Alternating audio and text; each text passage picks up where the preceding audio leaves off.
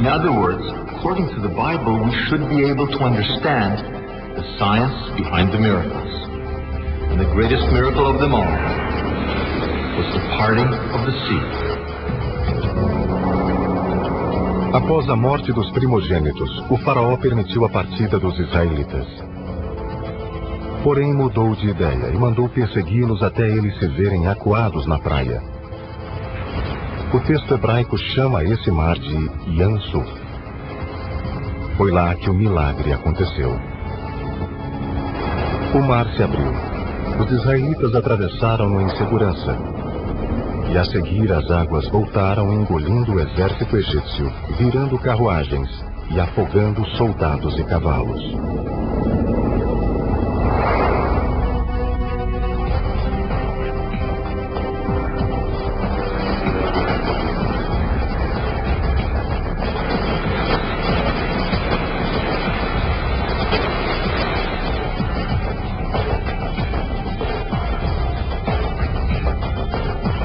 Durante anos, os exploradores procuraram indícios do mar que se abriu.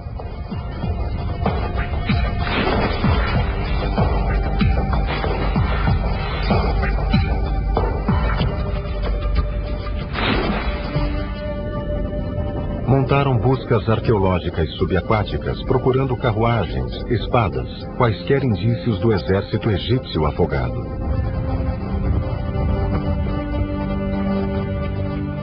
Existe a teoria de que uma enorme plataforma marítima se elevou do leito do mar em uma tempestade e ficou exposta por algum tempo, dando passagem para os israelitas.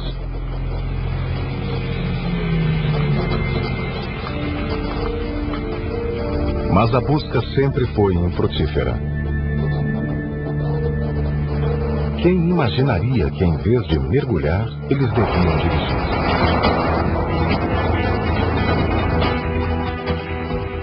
O problema é que Yam Suf, o lugar onde Moisés dividiu as águas, foi mal traduzido durante anos como Mar Vermelho, quando, na verdade, a tradução correta é Mar de Juncos. Os juncos crescem em água doce, não salgada, em lagos, não em oceanos. Devíamos, então, procurar um lago. Mas a qual lago a Bíblia se refere ao descrever a abertura do Mar de Juncos?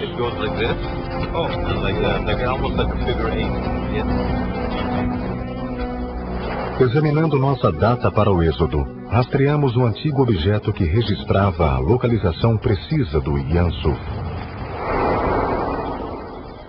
Ele também nos deu a primeira prova arqueológica de que o mar se abriu.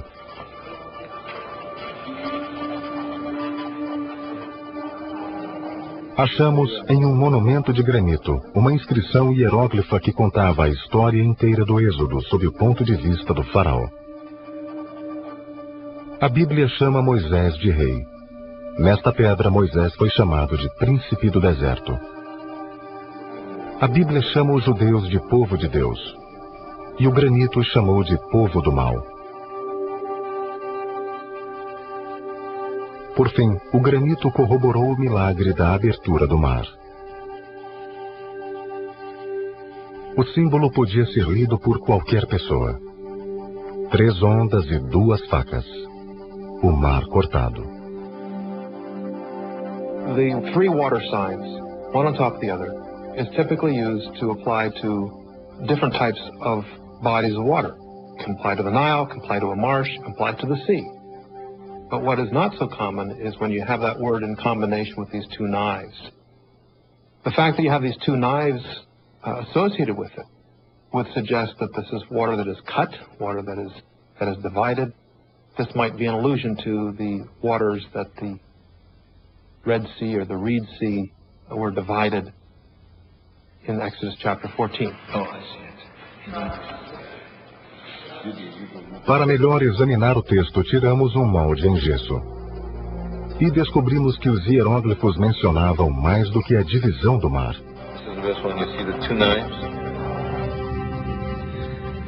A inscrição falava de um local específico, vizinho ao ponto onde o mar se abriu. Chamava-se Piharote. E como os arqueólogos sabiam exatamente onde ficava, Isso nos permitiu encontrar finalmente Yam Suf, o lugar onde a Bíblia afirma que o mar se abriu dando passagem segura para os judeus. E a história do mundo mudou para sempre. It's an ancient lake that survived until the 1850s. When the Suez Canal was put in, this ancient lake finally died. Professor Manfred Bitak, after conducting thorough study of this area, proposed that this lake was known to the Egyptians as Patufi, the marshland, the marshy sea. And the word tuf, Egyptian word for reeds, is the same word as suf in Hebrew. So that Yam Suf, he suggested, was a name derived from this body of water. Now it's called the Al-Balach Lake. Lago El Bala. Em hebraico significa o lago onde Deus destruiu.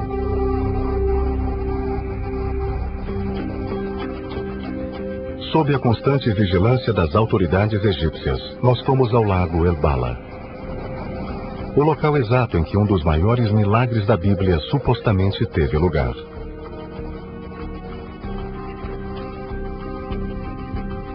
Vestígios de sal e juncos testemunhavam o fato de que um dia a água salgada do Mediterrâneo tinha se misturado aqui com a água doce do lago de El Bala. Behind me is what's left of Lake Bala. You can see the salt marshes, you can see the reeds. This whole entire area was one big lake or sea.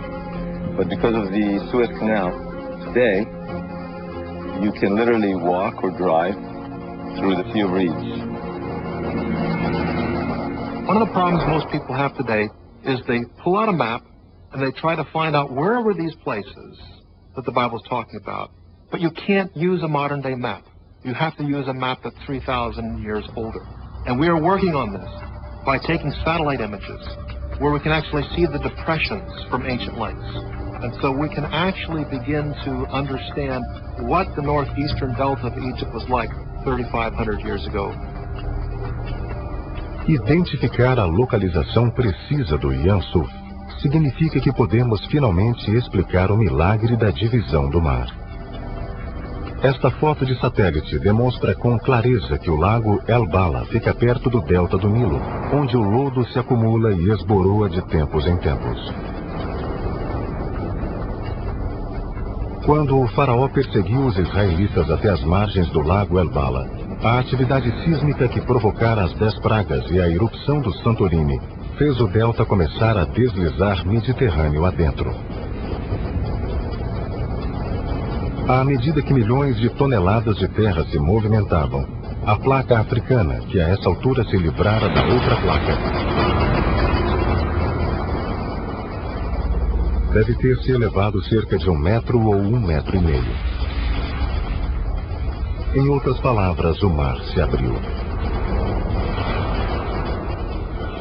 A água deve ter jorrado em cascatas, secando fossas e vales, e criando uma passagem seca e segura para os israelitas atravessarem.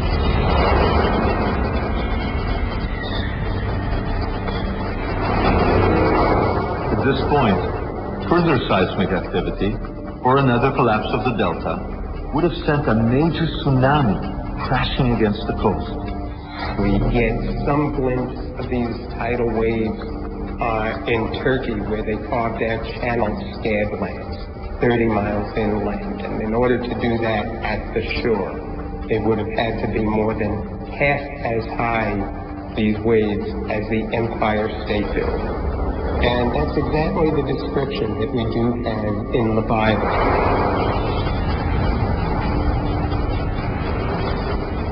Se o tsunami invadisse 12 quilômetros de terra, já teria atingido o lago El Bala e engolido o exército egípcio. A essa altura, segundo a Bíblia, os israelitas já se achavam fora do alcance das ondas.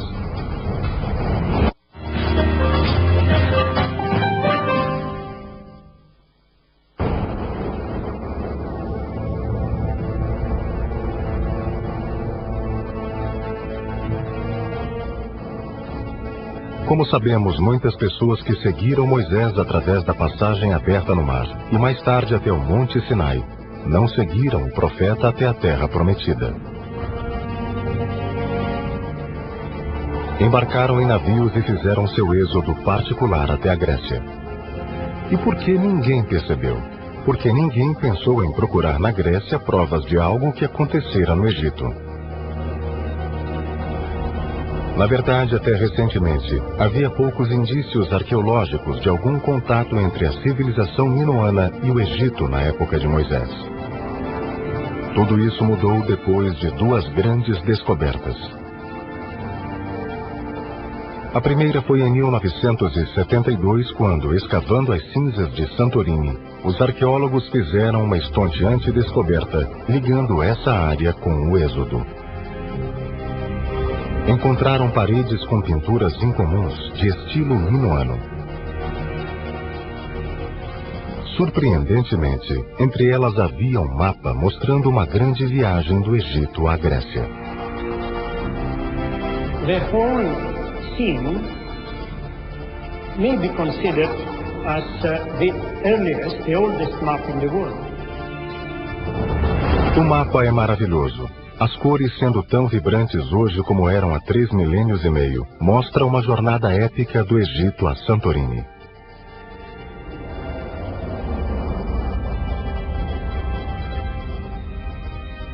A viagem está completa com uma terrível tempestade no mar. Examinando com atenção, vemos que os navegantes passaram pela fauna do Egito e pelas palmeiras do delta do Nilo.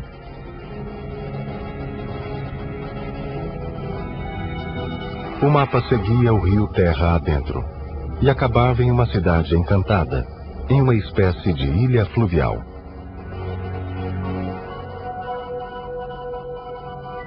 A misteriosa cidade achava-se cercada por altas muralhas, tendo casas de vários andares, damas elegantes espiando de altos terraços e um belo porto. Na época, havia apenas um porto no Egito que se encaixava nesse mapa: a fabulosa Avaris.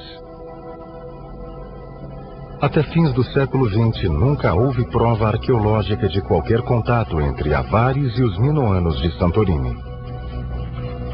Mas em 1992, pinturas minoanas perfeitamente preservadas foram descobertas em Avaris.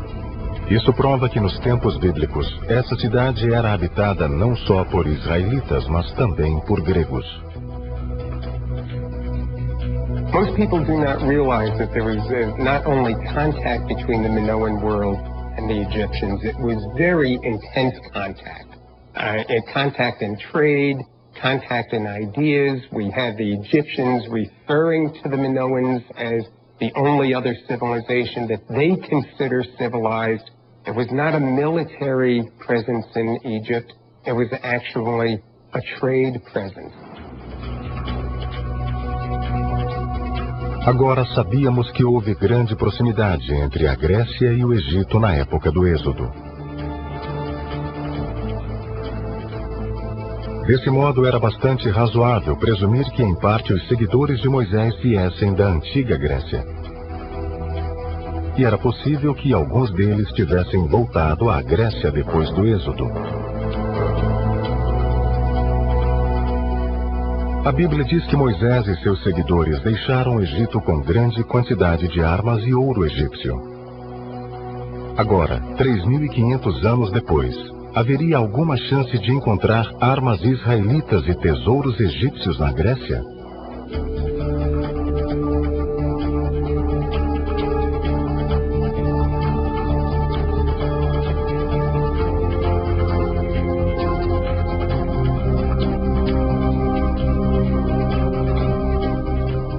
Esta é Micenas, a 50 quilômetros da costa no continente grego. Em 1876, o famoso arqueólogo Heinrich Schliemann, que achou Troia, fez uma descoberta notável em Micenas. Aqui, ele encontrou tumbas de 3.500 anos. Eram tumbas excepcionais, com longas colunas que sustentavam tetos abobadados. foram construídas nas faldas de uma montanha com um formato de pirâmide.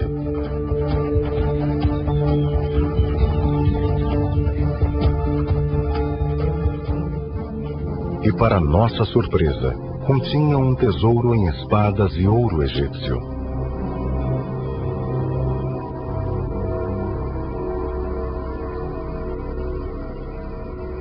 Schliemann imaginou que o ouro pertencera a Agamenon, aquele que chefiou a guerra contra Troia por causa da bela Helena. Mas os cientistas logo descobriram que as pessoas enterradas nessas tumbas viveram 300 anos antes de Agamenon. Viveram em cerca de 1500 antes de Cristo.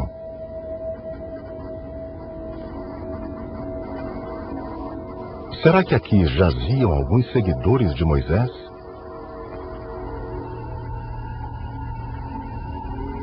A resposta estava nas lápides instaladas no alto das câmaras mortuárias. O significado das imagens nessas lápides nunca fora decifrado até então.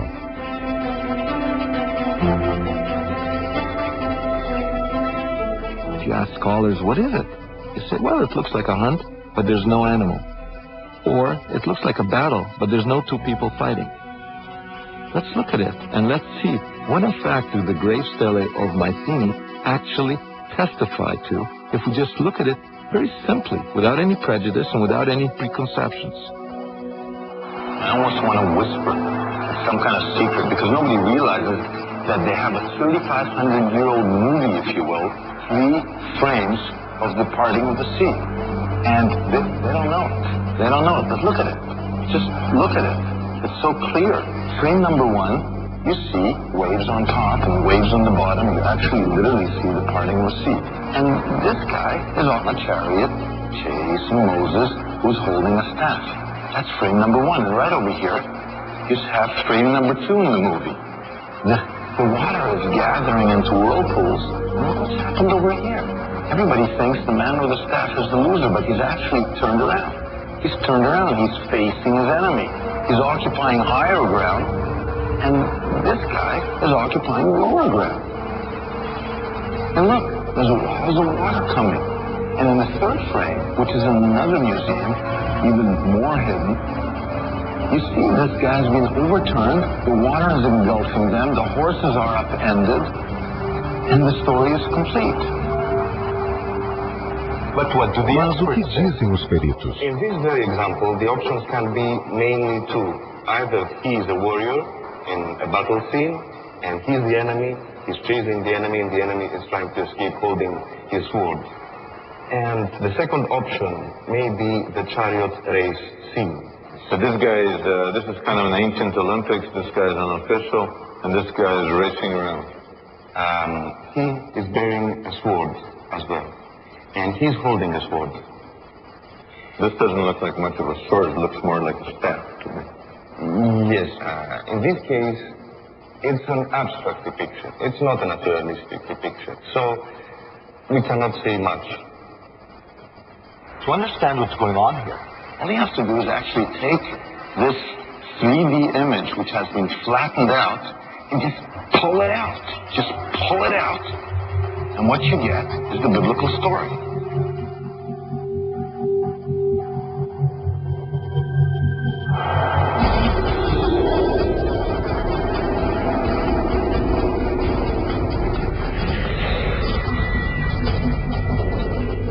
Ao juntarmos as 3 lápides, nós vimos exatamente o que está descrito no livro do Êxodo. Um guerreiro na carruagem perseguindo Moisés através do mar dividido. A seguir, Moisés se vira e enfrenta o perseguidor.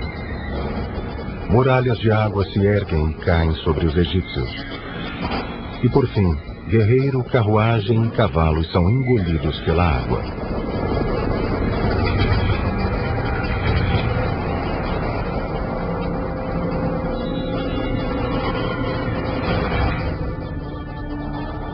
Aqui tínhamos esculpido em pedra um relato visual da história bíblica, sem dúvida datando do tempo de Moisés e do Êxodo.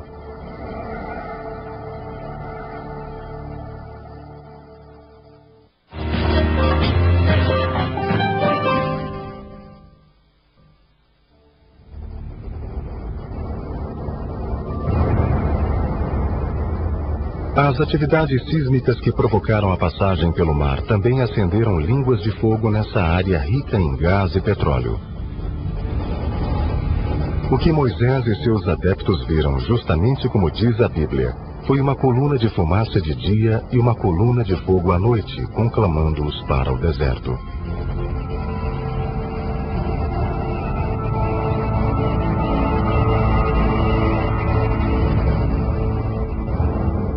Se é que interpretamos os indícios corretamente e acertamos a localização do mar dividido, podíamos agora entender as distâncias citadas na Bíblia. Talvez até pudéssemos encontrar o lendário Monte Sinai, onde, segundo as Escrituras, Deus revelou-se a Moisés. Muitos acham que identificar o Monte Sinai é essencial para corroborar a história bíblica. Por milênios, aventureiros vêm tentando encontrar essa misteriosa montanha e sempre acabam chegando ao lugar errado.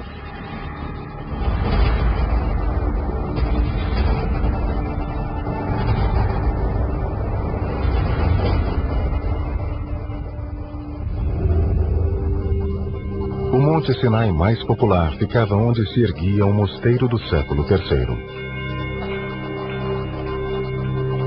Era um lugar alto no sul da península e muito procurado pelos turistas. Mas havia um problema com o local. Ele não se encaixava em nenhum relato da Bíblia. Ficava muito afastado da rota Trans-Sinai e mais afastado ainda da terra de Israel, aonde os israelitas queriam chegar. Não existia um só terraço que acomodasse milhares de israelitas, e como a montanha era de granito, o pasto era pouquíssimo, incapaz de sustentar rebanhos. E não havia água suficiente. Então, onde ficaria a montanha de Deus? Acompanhando a rota de Moisés no deserto, vimos apenas 4 caminhos que os israelitas podiam ter seguido. Um ao norte, outro ao sul e mais 2 centrais. A Bíblia especificamente diz que não foi a rota norte. A geografia eliminou a rota sul. Restavam as centrais que se juntavam para formar uma só e conduziam à terra prometida. It's the only road that is passable because to the south of the road there are treacherous mountains. And to the north there is arid desert, sand dunes. And this road is an ancient road. There are water systems all along it. And that was the road on which Moses would have fled for his life from Egypt, and is the road that he would have taken back, finally leading the Israelites out to Revelation on Mount Sinai. A Bíblia fornece 3 coordenadas do Monte Sinai. Primeiro, de acordo com o itinerário bíblico, o Sinai fica a 14 dias de um lugar chamado Elim. Hoje, Elim é identificado como um ponto ao sul do lago El-Balá e ainda é chamado de Fonte de Moisés. Se aquela multidão de gente não podia ir além de 15 quilômetros por dia, podemos então delimitar um arco a partir de Elim, levando-nos por 210 quilômetros deserto adentro. Isso nos deu a primeira coordenada. O livro do Êxodo afirma que Deus apareceu pela primeira vez a Moisés em uma sarça ardente no Monte Sinai. At the time, Moses was tending his Midianite father-in-law's flocks. Mount Sinai, therefore, has to be within flock grazing distance of Midianite territory.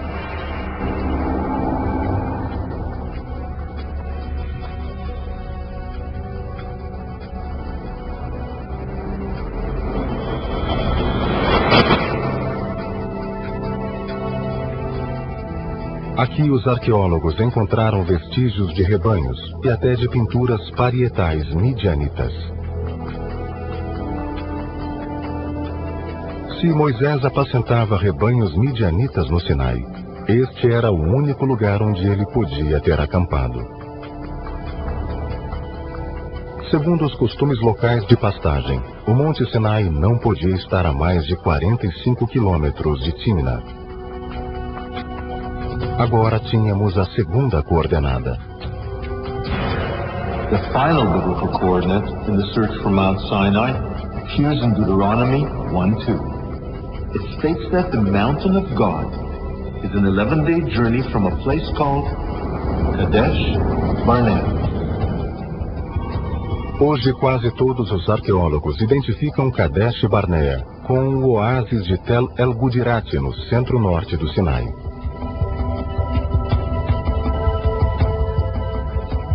Usando 15 quilômetros por dia como medida, podemos desenhar nosso último arco no deserto a 165 quilômetros de Kadesh Barnea.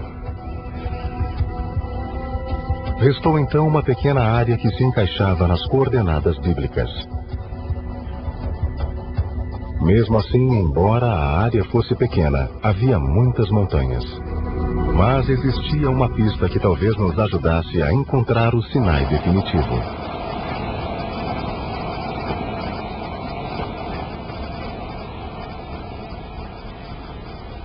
O livro do Êxodo chama o Monte Sinai de Montanha Sagrada.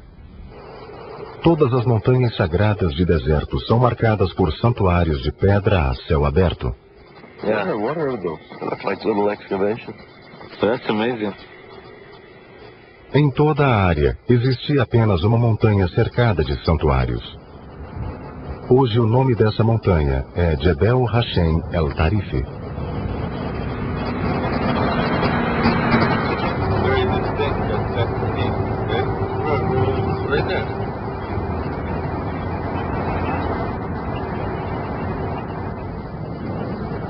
Embora toda a área ficasse em plena zona militar, fomos até lá.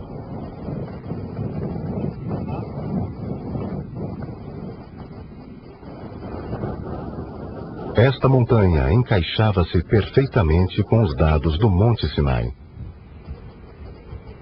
Era cercada por um grande platô que acomodaria facilmente milhares de israelitas. Também era bastante acessível e ficava na rota principal Trans-Sinai, que hoje segue a topografia da antiga rota. The mountain is not very high, it's only about 200 meters above the plateau, but it is very conspicuous. You can see it from a distance. And the unique point is that it is surrounded by actually the largest concentration of open-air sanctuaries that we know today in the desert.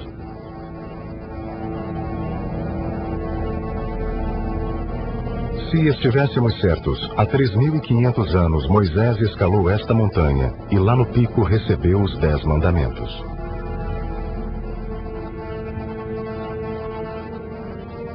Mas não podemos ir além deste ponto. A presença de nossos câmeras incomodava demais a zona militar. O exército egípcio proibiu-nos de prosseguir. Não podemos escalar a montanha nem confirmar nossa teoria de que este era o Sinai.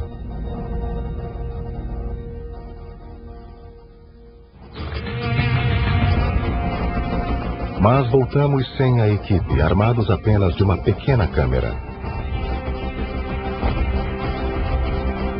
Precisávamos chegar ao topo e achar provas de que essa era a montanha onde Moisés recebera os mandamentos de Deus.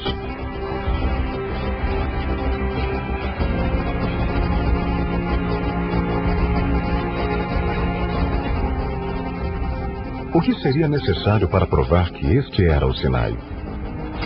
A Bíblia afirma que o Monte Sinai tem características únicas.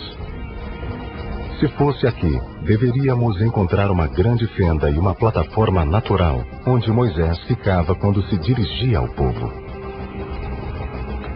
Sendo uma montanha sagrada, devia contar com túmulos de homens santos no pico.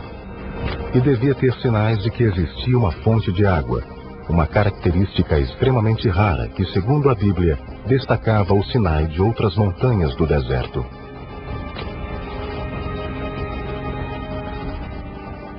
Quando chegamos ao pico, encontramos tudo como esperávamos. A fenda dava para um anfiteatro natural. Daqui, a voz de Moisés seria ouvida por todos.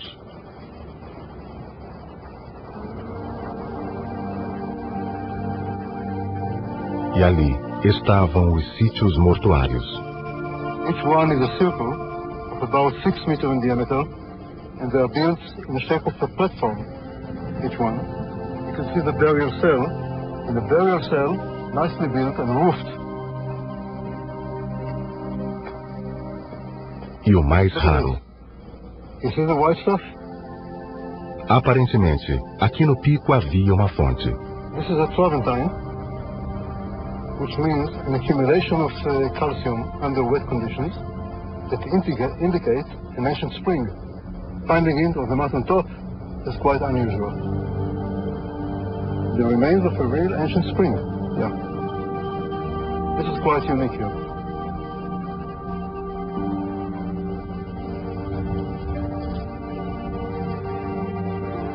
Todos os indícios apontavam que esta montanha era o Monte Sinai, onde, de acordo com a Bíblia, revelou-se a palavra de Deus que ficou gravada a fogo em nossa mente. Eu sou o Senhor teu Deus, que te tirei do Egito, da casa da escravidão. Não adorarás outro Deus ante a minha face.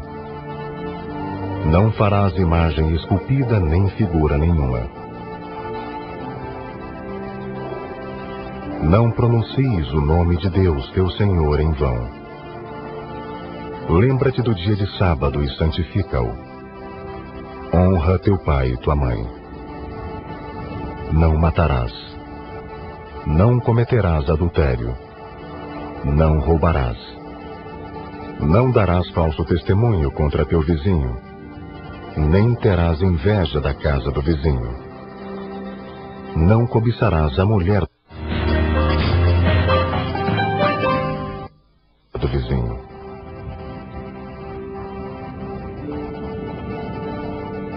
De acordo com a Bíblia, Moisés escreveu os 10 mandamentos em tábuas de pedra e guardou-as em uma caixa de ouro, a Arca da Aliança.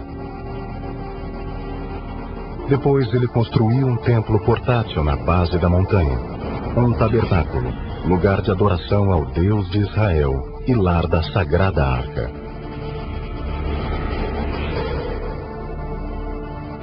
O modelo do Santo Tabernáculo foi recriado segundo as exatas especificações promovidas no livro do Êxodo.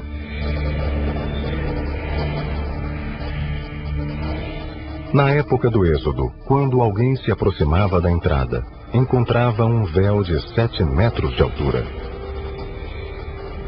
De acordo com fontes antigas, o véu era decorado com leões alados ou grifos, figuras geralmente associadas à Grécia Antiga.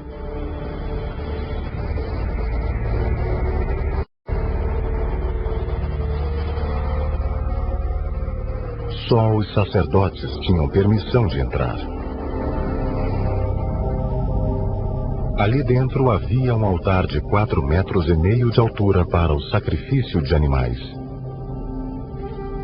Segundo o ritual, os sacerdotes conduziam os animais pela rampa.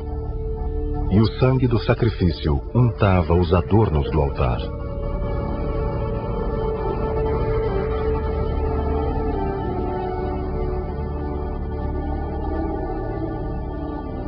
Mais ao fundo ficava o tabernáculo, a casa de Deus.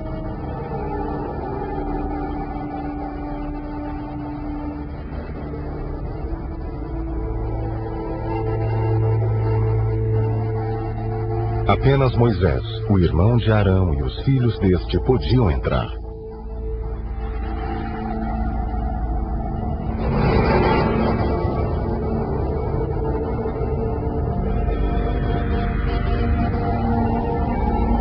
Dentro, além de rica tapeçaria decorada com grifos, havia objetos rituais de ouro.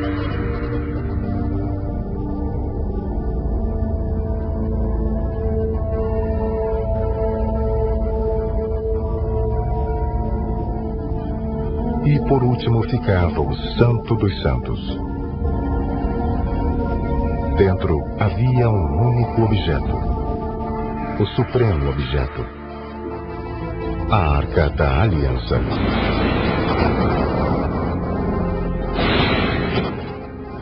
Ninguém sabia exatamente como era essa arca.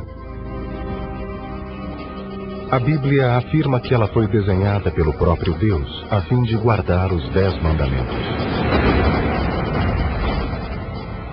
Com base nas descrições do livro do Êxodo, muitos tentaram reconstruí-la completa, com varões de ouro e tampa também de ouro, coroada por pássaros. Seja como for, tratava-se de refinada obra de ourivesaria.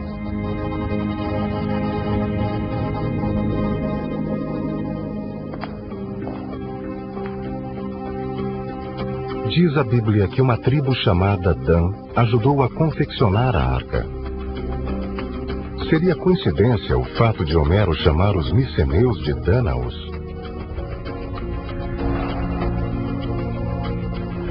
Talvez entre os objetos encontrados por Chilima em Micenas houvesse uma imagem da arca, feita pelos mesmos artesãos que confeccionaram a arca, a fim de guardar os 10 mandamentos.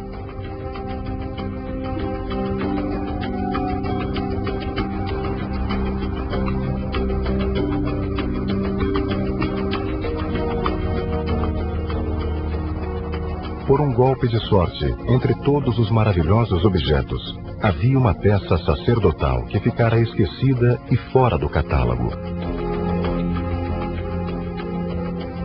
Até então, os cientistas achavam que era uma peça criativa.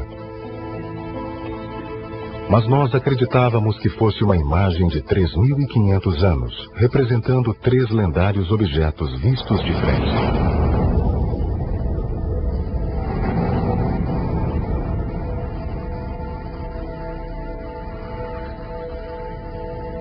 E agora podíamos ver claramente o santo altar, a rampa do tabernáculo e a Arca da Aliança.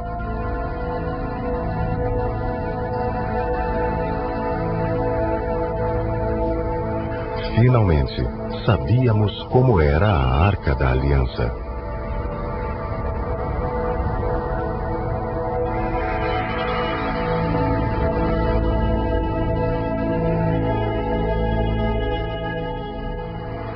Mais ainda.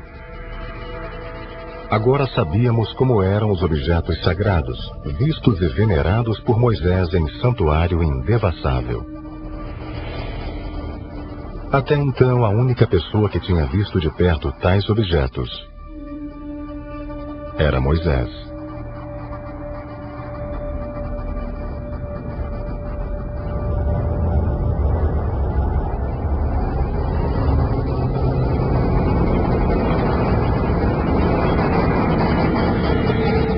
Beginning of this journey, we asked the question, is the biblical Exodus fact or fiction?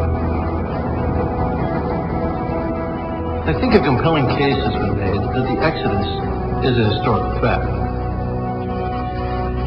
Here we were shown for the first time ancient hieroglyphics and stone carvings depicting the parting of the sea. We saw the biblical plagues deciphered and the archaeological and geological proof that they actually occurred. We even trekked to the real Mount Sinai. And then, Jakubowicz revealed what is arguably the discovery of the millennium, a gold image of the Ark of the Covenant. But I think we must end our journey, as we started, with a question. Did all this happen as a result of massive geological events triggered by nothing more than nature?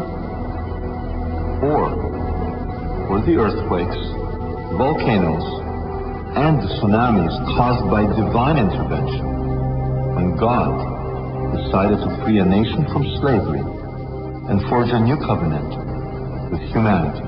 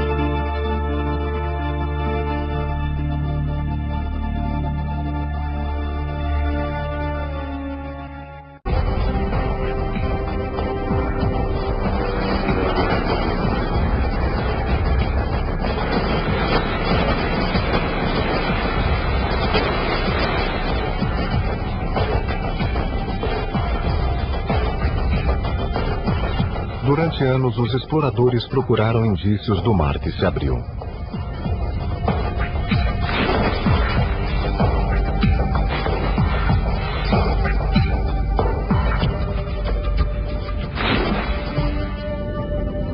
Montaram buscas arqueológicas subaquáticas, procurando carruagens, espadas, quaisquer indícios do exército egípcio afogado.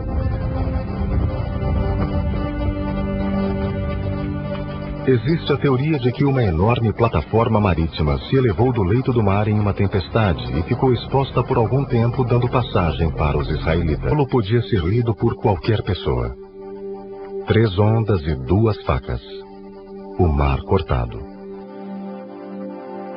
The 3 water signs, one on top of the other, is typically used to apply to different types of bodies of water. It can apply to the Nile, can apply to a marsh, can apply to the sea. But what is not so common is when you have that word in combination with these 2 knives. The fact that you have these 2 knives associated with it would suggest that this is water that is cut, water that is divided. This might be an allusion to the waters that the Red Sea or the Reed Sea were divided in Exodus chapter 14. Para melhor examinar o texto, tiramos um molde em gesso e descobrimos que os hieróglifos mencionados. Examinando nossa data para o Êxodo, rastreamos um antigo objeto que registrava a localização precisa do Yam Suf. Ele também nos deu a primeira prova arqueológica de que o mar se abriu.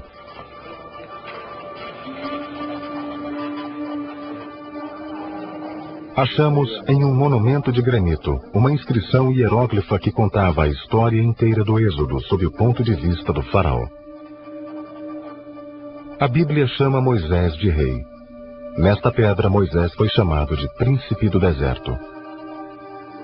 A Bíblia chama os judeus de povo de Deus, e o granito os chamou de povo do mal. Por fim, o granito corroborou o milagre da abertura do mar. O símbolo. In other words, according to the Bible, we should be able to understand the science behind the miracles. And the greatest miracle of them all was the parting of the sea. Após a morte dos primogênitos, o faraó permitiu a partida dos israelitas. Porém, mudou de ideia e mandou persegui-los até eles se verem acuados na praia. O texto hebraico chama esse mar de Yam Suf. Foi lá que o milagre aconteceu. O mar se abriu. Os israelitas atravessaram-no em segurança. E a seguir as águas voltaram engolindo o exército egípcio, virando carruagens e afogando soldados e cavalos.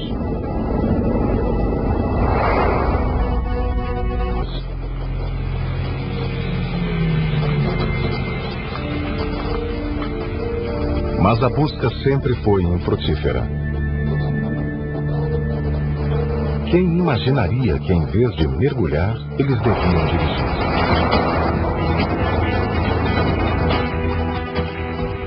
O problema é que Yam Suf, o lugar onde Moisés dividiu as águas, foi mal traduzido durante anos como Mar Vermelho,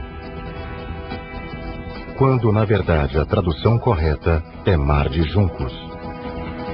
Os juncos crescem em água doce, não salgada, em lagos, não em oceanos. Devíamos então procurar um lago. Mas a qual lago a Bíblia se refere ao descrever a abertura do Mar de Juncos? It goes like this. Oh, like almost like a figure 8.